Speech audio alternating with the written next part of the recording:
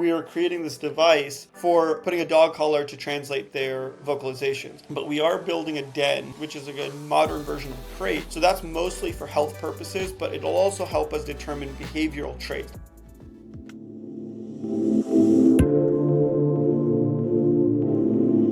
Thank you for being on the podcast. I know we've known each other for a while now, and I've been following like your startup and everything. And I just wanted to have you on just because, I think you're working on something that's near and dear to my heart. Like I have a dog right behind me. There you go. But I guess maybe for like the listeners out there, we primarily go after like, I would say startups, tech founders, entrepreneurs, like makers that listen to the podcast. But like maybe at a high level, at just like, you could kind of go into detail, like what you're doing, how you got into it, and then we could kind of take it from there.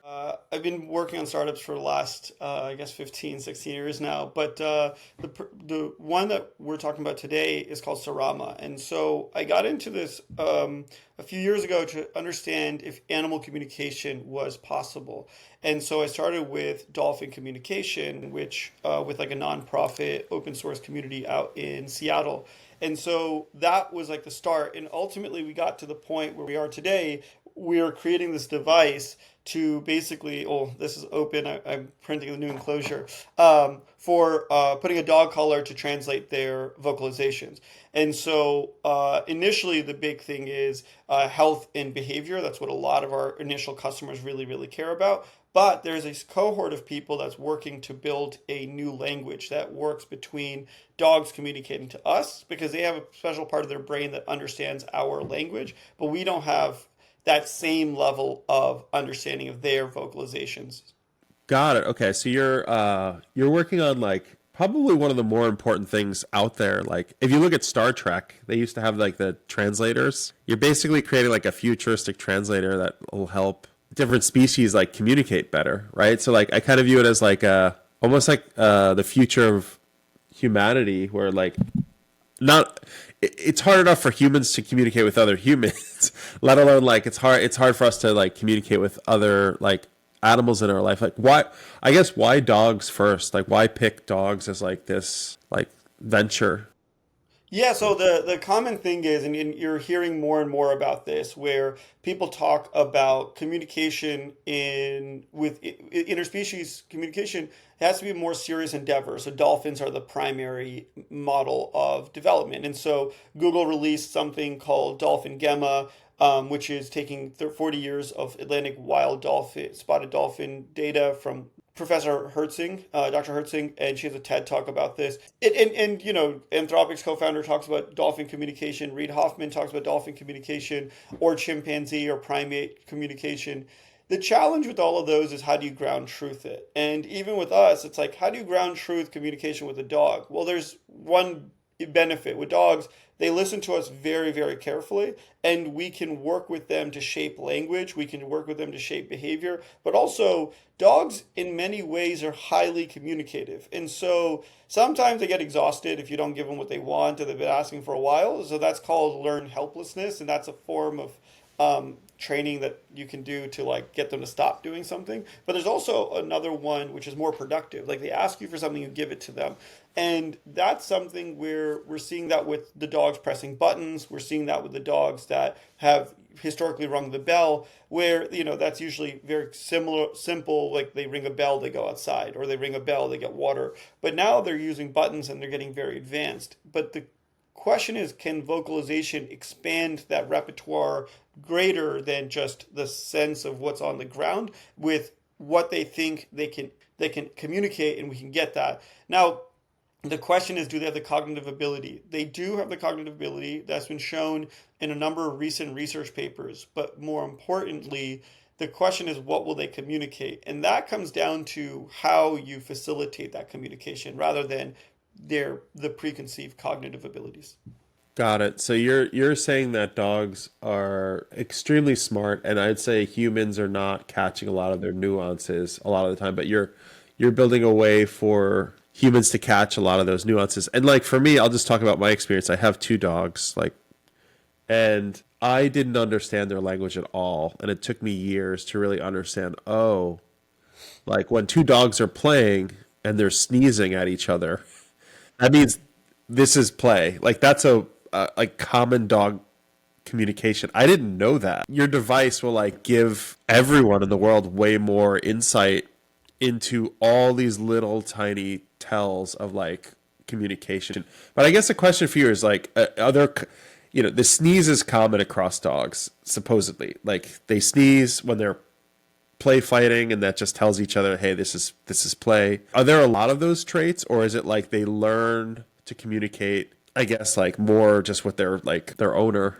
Oh, yeah. So the way that vocal communication generally works is it's usually very learned behavior. So what'll happen is in your area, you'll look at small like puppies and how they adapt and work with larger dogs, and you'll notice that puppies don't actually use the sneeze technique as much, or they do, but they don't know how to use it all the time, and it's very different. And sometimes you'll see a larger or more older dog snap at a puppy that's just annoying them or not picking up signals or not doing something right. And sometimes that freaks people out. They go, "Oh, I'm so sorry. Like my dog doesn't usually act this way." But that's because your dog is usually not around rambunctious puppies. And so the question isn't so much like what's universal, it's just what's regionally available for those dogs. Now, sneezes generally seems to be pretty universal around the world, but I don't know if it with wild dogs or dingoes if it also applies, but I've seen it with domesticated and home dogs. Now, other thing we found is that dogs that are closer to wolves genetically will howl more, and the ones further away will bark more. And a lot of that bark vocalization behavior is for the benefit of people. And a lot of the communication that dogs have with each other is very much body language or odor based. So they will, have the play bow to show that, they're about to play. Or you'll see, like, if a new dog enters a park, and some dogs will just stiffen, get very, like, low, and then look to see if the dog is interested in playing or not. And then they'll just sprint towards the other dog. Now, with smaller dogs, it's like pretty reasonable. When you have a German Shepherd, it is scary, so people get freaked out. But a lot of this is like very much body language. The vocalization, they found that dogs vocalize a lot more when there's people around than when there's not people around. And besides like sneezes and sometimes like whimpers, they don't really vocalize a lot with each other or snaps. But so it does seem meaningful that the vocalization's a lot for our benefit. A lot of it is like historically it was about alerting us that there was a danger approaching, or letting us know that they've found something, or to call attention to themselves or to something that they're concerned about. And then iteratively, it's gotten to a point where they'll communicate emotional states, they'll communicate health states. Like if, very obvious one is my dog was just very sick recently. She had a foxtail in her paw, and it was a lot of like panting, heavy breathing, whimpering, and it clearly was just a lot of pain. Now, in the wild, you wouldn't want to expose your position if you were like a wild animal, but dogs have never been wild animals. They've always been domesticated. That's why they're canine is familiaris, right? Like they're a distinct breed. And so this view that like, do dogs have survival skills? It's no for the most part, because they've mostly grown in human environments. Now there are wild dogs, and there's like breeds of dogs that have never been domesticated as well, but like that's a whole separate. Majority of them are within human environments. Interesting. So they communicate with like voice. I also heard some crazy. I don't know if this is true or not, but there's also like their eyebrows are like they learned, or like over time, like that was a trait that was like bred in them, but they have like way more enhanced eyebrows than like a wolf, and those sorts of things. So I think, are you looking at that sort of stuff, or is it all vocal and like movement, like with what you're building? Yeah, so this is a good question. So tail wagging, eyebrows, facial expressions, wide eyes, being able to, the puppy dog is like a very distinctive thing that people emulate to get things that they want. And yeah, so there's a lot of these are genetically evolved physical features, but they're also ways that they communicate with us.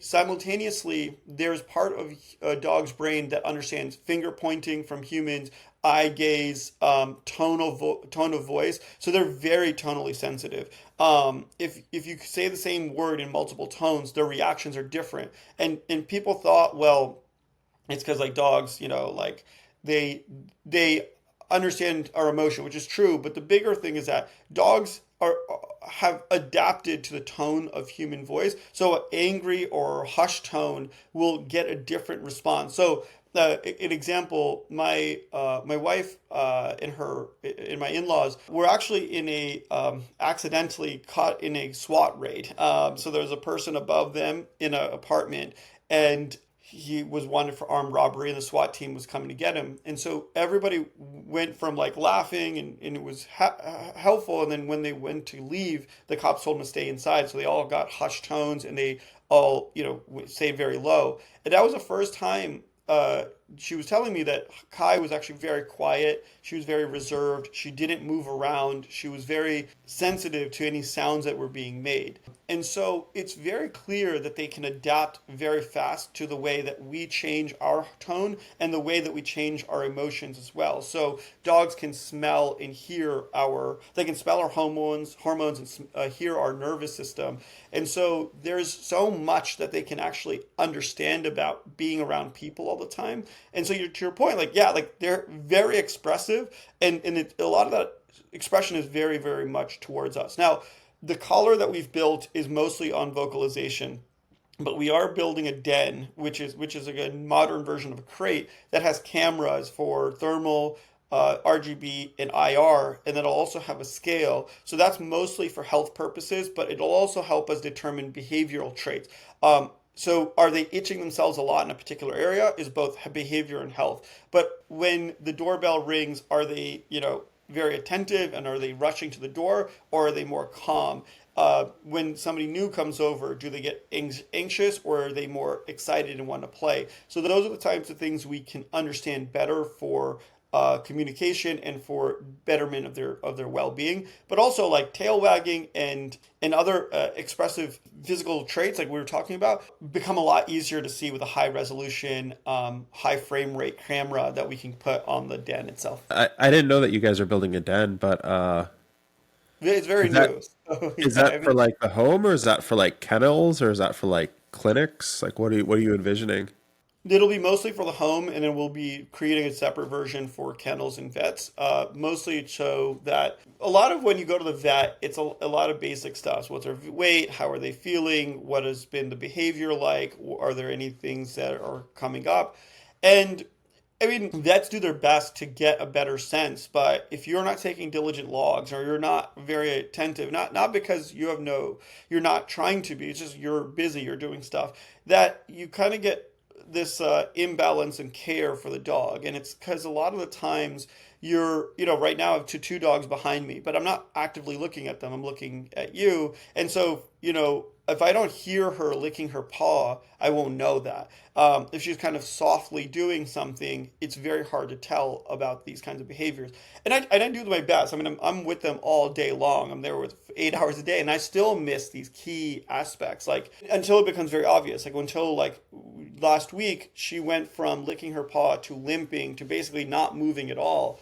It was took a while to realize like, oh, there's like something embedded in her paw that we need to look at. So that maybe the crate device you're creating, the den you call it, it's going to give you way more indicators because she may have those movements. You'll have those cameras around. You'll see odd behaviors that you won't normally see. And I mean, everybody talks about AI, and I wanted to get to that topic. I'm assuming you're using a lot of AI to like get a lot of these insights.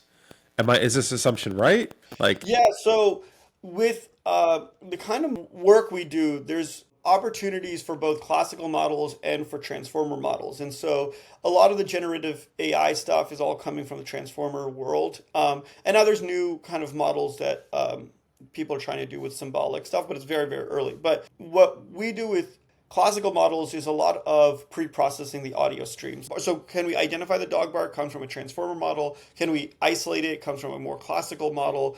Isolating is also a transformer model, but indicating what is like the frequency, the range, like that comes from classical stuff. Turning them to a Mel spectrogram is much more a classical approach. Being able to cluster it is a very classical approach to ML. But then being able to then process it to create, okay, these are the set of words that we care about. These are the kinds of health indicators we care about. Something like, okay, is this a cough something like closer to a kennel cough, or is it a one-off cough? Is it a cough because they drank a lot of water very quickly? That we started with a classical model and are moving to transformer stuff. And we found that when you don't have a lot of data, it works really well to create some of these very specific deterministic classical systems, and we can iterate on them very quickly. As we get more and more data, as we get better in predictions, and then the transformer models give us a much better understanding of like identifying key features that we don't have to like hard code. And when you're talking about creating a more universal system, it becomes very hard when you have to create these very small models all over the place. So it helps us kind of consolidate that stuff. So it's been a lot of learning of how to really take something from, because a lot of times you go, oh, these models are really cool, but then when you productionize them, it just doesn't work as well. Or if you're trying to debug them or trying to figure out what's going on. So having these classical models in the back end up allowing us to get a better sense of what's going on with the data. Can we fine tune things ourselves manually? Tweak the parameters and then use a much bigger model once we have much more confidence in that system.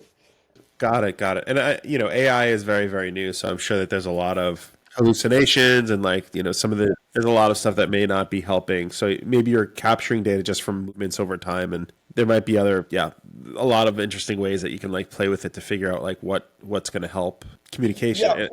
Precisely. And the way that these models interact with each other, what we found, okay, so for example, right now when you have like a coding model and you wanted to do math, I mean, it's cool, but like you should just pass that to a calculator, right? Like you don't need a very robust model doing 1+1 or a square root. And in many cases, what's happening is you have the LLM write software that's already built in your computer to do the task that you could have just called a tool for. And so those are the types of ways that we use our systems. Like there's these classical things like a calculator, well tried and true, we can count on it. We call that tool from our model so that way we're very robust. And then as we get more data, then we can turn that into a transformer model, build more and more confidence in it, and then swap it. And we're right now getting to the point of swapping in these transformer models because we're building more confidence. But it took time. It took a lot of years of just like playing around with the stuff, getting data coming in, trying out things with different people. And even if you change the device slightly, the way that the data comes in through that microphone or the IMU alters the way that the model works too. So having something that was very quick and easy to iterate on was very important because these transformer models could take days or weeks or months to train if depending on how many parameters and how robust and how many features you care about. And you're doing a lot. Like you're using AI too, you're building hardware. Dogs involved in this. So it's a really, I'd call it like noble long-term type of products that can really help humanity. But I think there's a lot of moving parts in it where it's not like a simple texting app or or anything like that. You have a lot of different parts that you're trying to like analyze. Building a startup like that is challenging. First of all, like why this? Let's go into that a little bit. And like it's kind of a crazy idea. It's one of those out there ideas where like the more you talk about it, the more I see it, and I'm like, I get it. It's just there's a lot involved. There's a lot of moving parts. Like what made you go towards this as like an entrepreneur doing it as long as you have? There's a lot of questions in there, but I mean, to be completely honest, I wanted this. So my background's in B2B logistics, supply chain, very like mathematically heavy, obvious. You kind of go to people like, we could do it faster, better, cheaper, and you win that contract. Most likely. I mean, there's nuances there, but what ended up happening is we started this in the pandemic mostly as a test, a challenge to myself. Like, okay, it's a pandemic. It's the first time I didn't have a company. I didn't have rent because I was at home with my parents. I didn't have a contract. I had nothing to really do. And there was just a lot of like stuff on that was going on that I was like, okay, I can't really do anything about it. And in the back of my head in 2019, this TED talk from Dr. Denise Hertzing came to mind, where she's trying to talk to dolphins. And I created a small meetup group in LA. And so I was like, okay, let's just try this out. And so during the pandemic, I got very interested. And then I met one of the YC alums were having a talk about GPT 2 or 3 at that time. It was like very new. It wasn't even Chat GPT. And we were talking, and one of the people there, who now is an advisor, got very excited when I told him, like, yeah, like, can you use this for like dolphin communication? Because we've been trying and it doesn't work. And he really pushed me. Like, he literally emailed me like every week to be like, hey, are you doing this company? And I was like, I don't know, man. It's not a company. And then one day we got on a call with him, and I was like, how do you turn this into a company?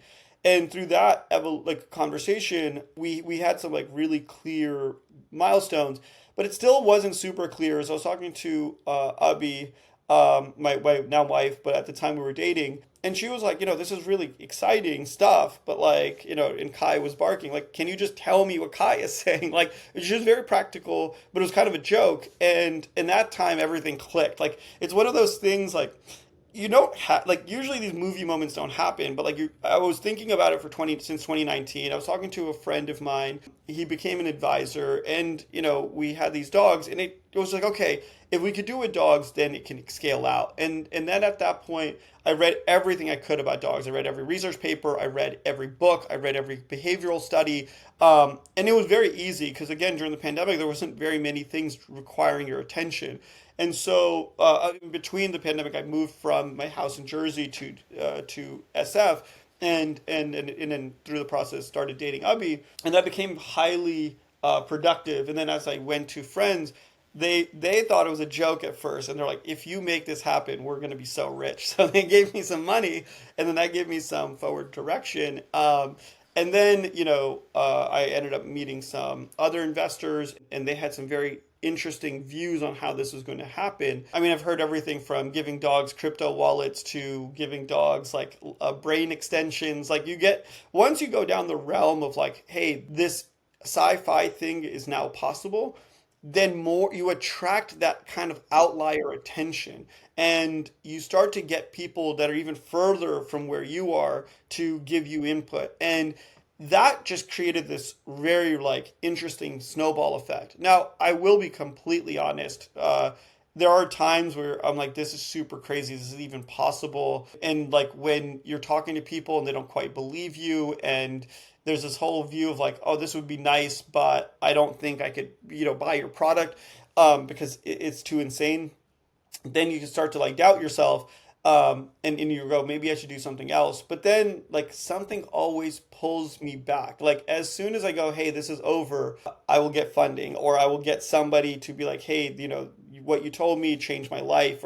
And it's like very small things, but you don't expect these like kind of like effects. And even like, I know we're talking about there are companies that are like doing texting or quote unquote simpler things, but they are the reasons why we can do all this stuff, right? Like we started our service with a texting service and we got data, then we turned it into an app, and then we turned it into Swift app, and then and then we got devices. So it was very iterative, but it took like a lot of these other startups that were solving some of these more like needs that we had that we didn't have to solve for.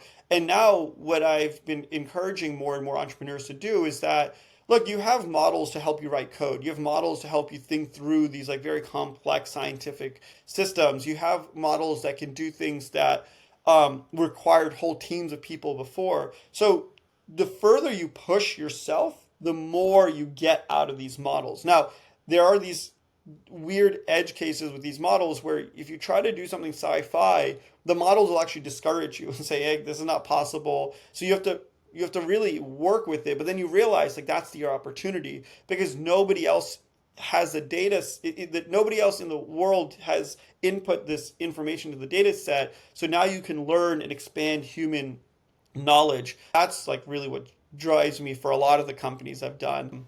And historically I've started with companies that were very ambitious, and then I went to something that was much more pragmatic. And I found that it always ended up being a mistake because you just become like everybody else. And but that's been for me. I found friends of mine who've taken something very straightforward and pragmatic and turned it into very large, ambitious companies. So approaching it from both angles works. I like being in the Bay Area because every day you're blown away by how quickly someone can do something, how young someone can do it, how like just there's so many outliers here. How someone's taken something like very straightforward and turned it into a way to change the way the world works. Like connecting with one another and sharing pictures has transformed our entire political system. The way that we do accounting will change the way companies are built. So a lot of these things are very novel. I mean, they seem pragmatic, but become very novel. Like when you have companies run exclusively by agents, how do you build that? Or how is this like now we don't have to hire three additional people, but because our ambitions are growing, we have to actually hire other groups of people. So, historically we would have had to hire like six engineers or whatever, but now we have to hire people who understand these agents and how to like transform them and how to work with the technical debt they create because they produce so much code so quickly. So yeah, there's just different sets of challenges that we've had to experience with the way that we've built this company.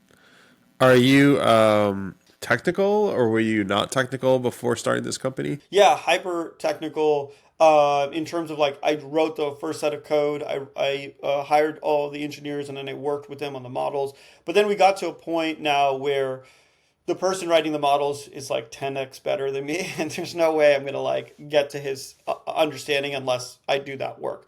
The person that's now doing our product is just much better than me, and she's been incredibly like when you see the output of the people that work with you, and you go, well, I would this would have been great if I worked for them. Like you're like, okay, this is phenomenal work. And slowly I've realized, look, like my job isn't to figure out how to build the thing. It's to figure out who knows how to build the thing and put them in a team that they can be productive on.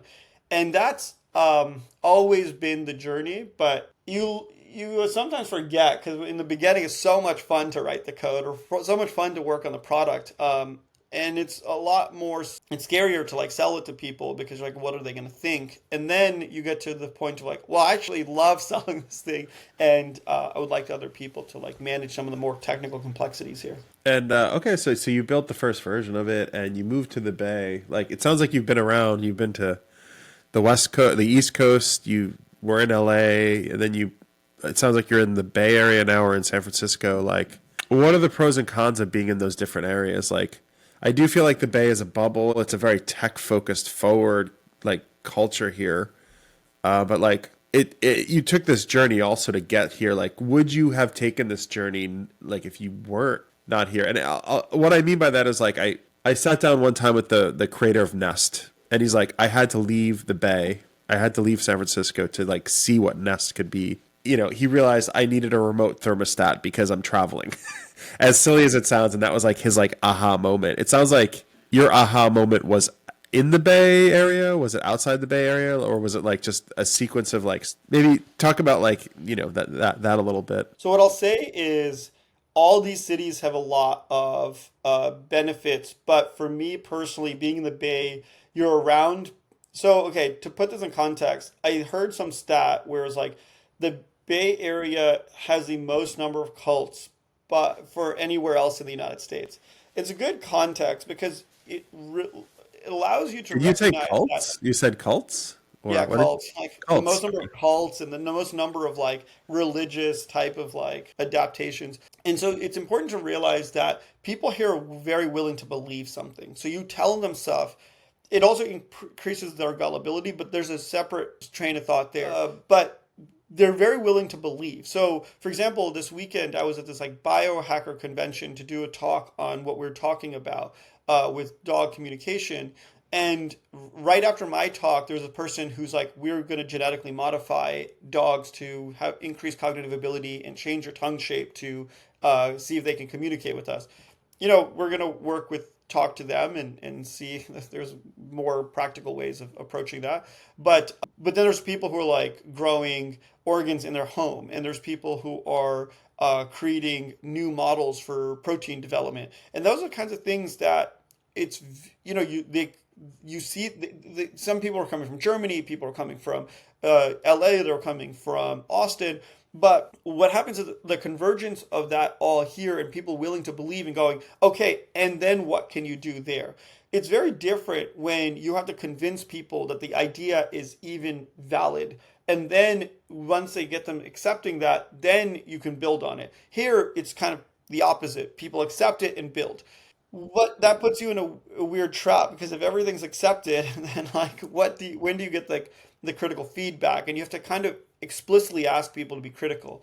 Now, the other thing is that consumer companies in the Bay Area have a very different trajectory. A lot of the ways that people are kind of informed to build a consumer company mirrors like the world of the past, right? You build up something like Facebook and you kind of dominate the market and you are the number one player and you're kind of a monopoly kind of operator. Then there's the opportunities like you see in New York or even LA, where consumer companies create a brand of desirability. They create an understanding of how do you create something that attracts people to you. And you're not just doing something to dominate the space. You're trying to do something that allows you to enter the market in a distinctive way and attract a certain group of people. You build with that kind of inner working. And so the kind of products you see in New York and LA, they think about design a lot. They think about brand a lot. They think about these kinds of like ways to develop stuff that's different than the Bay Area. But you do have the challenges. Like when I was doing a talk in New York, I was talking about providing personhood for dogs. And I didn't realize, because I was basically been trying this out in San Francisco so often, that I'd introduced like 10 foreign concepts to the audience, right? I introduced things about agentic companies and about crypto and like about dogs and personhood and like communication.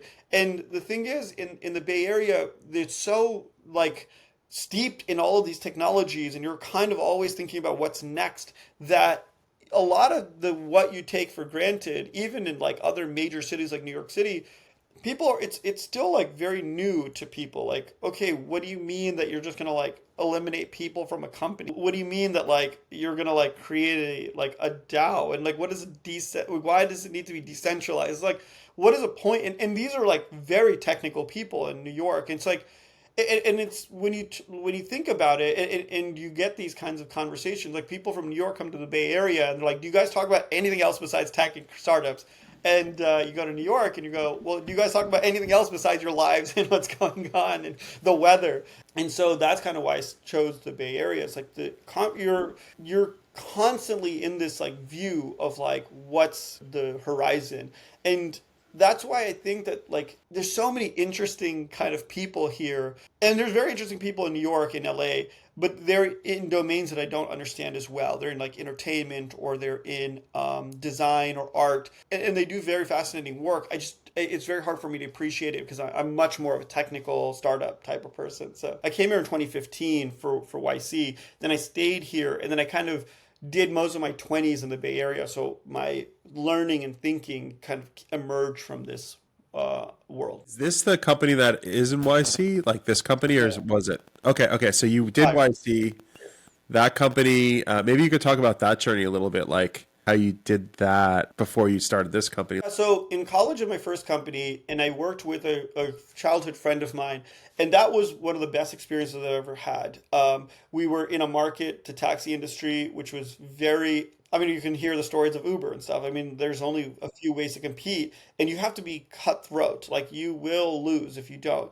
And we weren't cutthroat, and we still got a lot of the market share, but it was a very challenging business. I mean, we had everything from our competitors hiring escorts to take away our contracts, all the way to defrauding people based on saying, hey, this is a bill you have to sign, when it was really a contract that they had to sign, to, all kinds of crazy, chaotic things. And I mean, it wasn't an embellishment to say that like there was a few different mafia groups that were part of the cab industry at the time. They've now left, but they were very deeply involved in a lot of the operational developments. And so, yeah, you had a lot of like competing aspects there, but it was the most exciting part of my time. Like I was doing school and I was working on this company and we are building something and we got the second most number of cabs signed up to us. And we were very hungry. We wanted to make it work. And we did all of that in like 9 months, and then we sold it to our nearest competitor because during the time we were fundraising in Boston, we were going through the financial crisis of 2008, and we went to an investor who literally said, "Hey, every week my net worth declines. I don't know if I could invest in your company." So we decided, okay, we have to figure out something here, and the city was breathing down our necks, saying like, if you're not capitalized by some date, or you don't start rolling this out by this date, then you'll be penalized financially. It turned out that they were bluffing and the real date was like June and we would have been able to fundraise, but we didn't want to take a chance. We were 19, 20, 21 maybe. And yeah, we just couldn't figure out how to like negotiate with that city. Later, it turned out that the taxi commissioner got arrested for bribery and fraud, and from the time period that we're talking about. But he got arrested in like 2018, 2019 timeframe. So that was our whole backdrop. But I was so excited and obsessed with this kind of world that I knew I had to do it again. So I found another college friend of mine. We started a company in the warehousing industry. We started out with self-driving cars, and then we started building the company for warehousing to do some type of autonomous vehicles there. And then it kind of evolved and morphed into this like API that anybody could get warehousing for. We got into YC, thankfully, because Justin Kahn was really interested in what we were doing, and then that changed the trajectory of our lives really. Now that company, as alluded to before, we took something ambitious like self-driving cars and we tried to reduce it down to something more pragmatic, and it was just not the right fit. It was very hard to, there's a lot of competition. You were trying to like figure out how to like really address the market, try to be distinctive, try to hire for it. And when you do something more pragmatic, the people you attract end up being more practical people, and it's what you want. You want to build a company that works. And when you start talking about things that are just like a little bit outside, you start to lose your own credibility in your own company. And that happens when you grow very quickly and you created a certain culture initially, a pragmatic viewpoint, and then you try to do something very different later on. And then I was also very young, so managing people and understanding that stuff. We had co-founder disagreements that led to a co-founder breakup. We had investor disagreements. Like at that point, I was just like some 20-year-old kid trying to like, it was like me against the world, and very quickly realized the world is very big. And so we ended up merging that with another company in my batch. It's still operational, it's still doing well, but it was just realized it wasn't the company I wanted to build. And then I went to LA to help do a turnaround effect. There was a company with 6 weeks from bankruptcy. I helped them raise their equity round, helped them raise their debt round, helped them build out their tech team, and even wrote the first lines of code to transition them from a logistics company to a fintech company. But again, it was like I was just realizing more and more that I'm very interested in deep tech. Like I want to do something that requires a true change in the way that scientific progress works. And so during that I found this TED Talk, and then I started building a group of people to do this stuff, work with. But going back to this point, it's like in LA we attracted a lot of people who wanted to be part of this, but there wasn't that level of building that you see in SF. Like SF, people are ready to just pull out their computers and start writing code and doing stuff. There, we had like a group of 90 people that really 3 people wanted to build stuff. And then those 3 people, we got a lot done, but then I moved out of LA. And so it hurt a lot of the progress. But coming to the Bay Area, like we found people fairly quickly who were like, okay, cool. Like if you want this, I can help you here. Or I've worked with this person and it's worked well. And the level and capacity of company building is just different here. Like very simple things like 2 days ago, I went to go see a person. He's doing something very distinct. He's like trying to grow. I mean, he is growing organs in his house, and he's successful at it.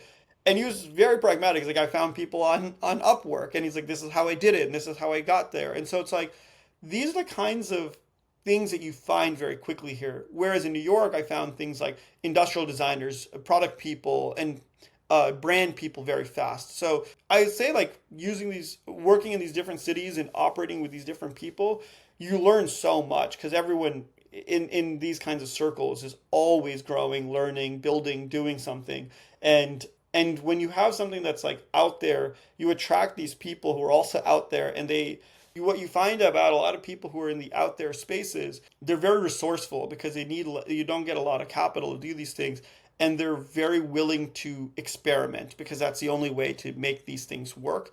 Otherwise, you'll keep banging your head against this structural path and not get there. So For this company, it seems like you have big vision. It's like, is this specifically just for dogs? Or is it going to go beyond dogs, or you're just taking it day by day? I guess like that's one question, and the other question is like just more broad for, I'd say, for entrepreneurs. What one piece of advice would you give them? So two-part question. So I'll take the second question first. So the reason Avi is a co-founder, she's not only somebody that I'm married to. It actually took me longer to convince her to be part of this company than it took me to convince her to marry me. So that's how much time it took. So Avi is very pragmatic, very practical, and very driven by numbers. And I'm very like out there storyteller, like, fundraiser, like building teams, that kind of stuff.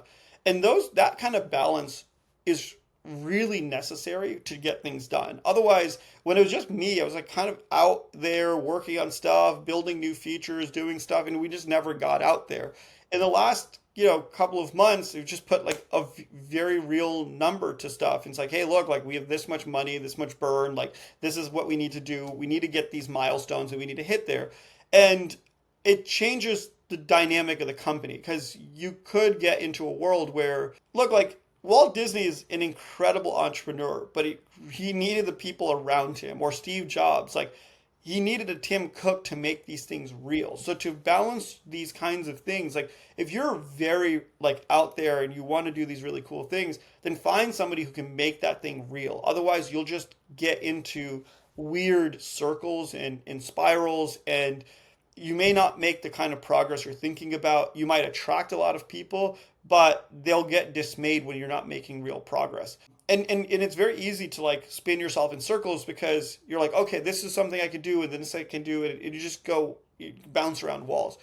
So getting someone structured was a huge enabler for us. And that was something I underestimated in my second company when I was doing it.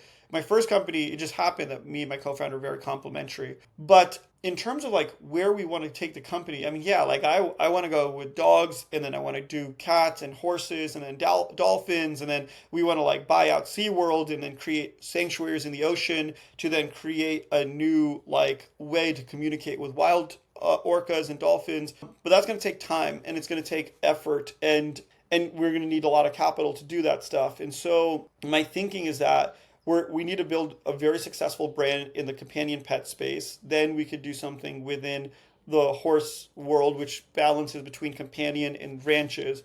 And then, we can iteratively do more stuff, right? But the big thing is establishing a beachhead, getting the first product out there, being very deliberate about how we approach this market, and then and selling incredibly well. I mean, having somebody on my team that has an understanding of product, and my co-founder being a very strong growth person and understanding the numbers, it allows us to like be more practical. Like it was through this kind of analysis I realized actually the top 25% of the market accounts for 75% of the spend. So it makes no sense to try to create a mass market product and a mass market pricing. It's better to create a premium pricing because then you get disproportionate margins to do more R&D with. And now it's not income correlated. You'll find people who make under 100K that spend like 20-30% of their pre-tax income on their dogs, and so, or cats, or whatever animal that they have at their home. And so I have two dogs, and then we got two cats, and as we keep expanding, maybe I get a horse or something, but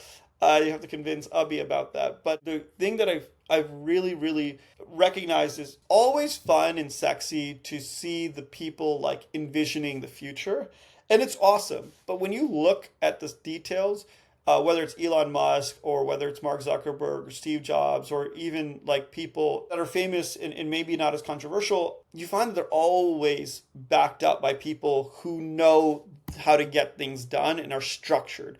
And they are very forceful with the way that they get things through. Because, you know, you have Gwen Shotwell at SpaceX, and that's maintained stability for the entire company. And without her, it's very unlikely that this would have been a hyper success as it's been. At Tesla, he's kind of rotated through people, and you can see how that's kind of operated. You know, you get into this cult of personality and you burn people out very fast. So what I would say is like finding someone who's very structured and oriented in that way, if you're a big kind of like thinker, helps a lot. And on the other side, I would say if you're like, hey, I'm very, you know, I kind of like keep myself grounded and I try to do things one step at a time. Well, what ends up happening in those cases is you actually get to a point where you get bigger than you thought you were, and then you can do more stuff.